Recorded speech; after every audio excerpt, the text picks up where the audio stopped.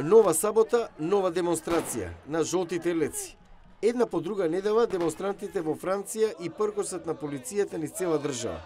И не само за викенди. Жолтите елеци маршираат и преку недела не само во Париз, туку и во други градови. Бараме пониски даноци и независно судство кој ќе се справува со социјалните прашања и со животната средина, за да можат луѓето да живеат со дигнитет. Мислам дека луѓето сакаат поголема правда, како и да бидат сослушани од владата.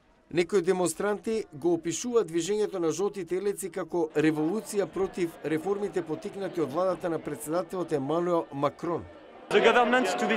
Сакаме владата да се распушти. Ова не се трпи веќе, премногу е. Движењето почна да се шири низ Европа, како во Белгија, Бугарија, Британија, Грција. Привлекува особено внимание кај италијанската популистичка влада, зголемувајќи ги тензиите меѓу Париз и Рим. Председателот Макрон вели дека ги слуша нивните барања, признава од тие делумно негова вина за несоодветниот владин одговор кон фрустрациите на жолтите елеци. Веќе 3 месеци во Франција се одвива дебата за даноците, јавните услуги, климатските промени, демократијата, но се уште не е јасно каде водат овие разговори.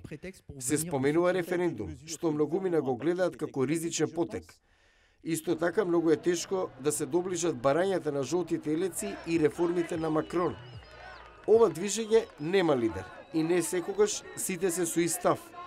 Некои од нив се во трка на европските парламентарни избори во мај, додека други веруваат дека не треба да бидат вклучени во изборите. За мене нема смисла некој од жолтите елеци да биде на изборна листа.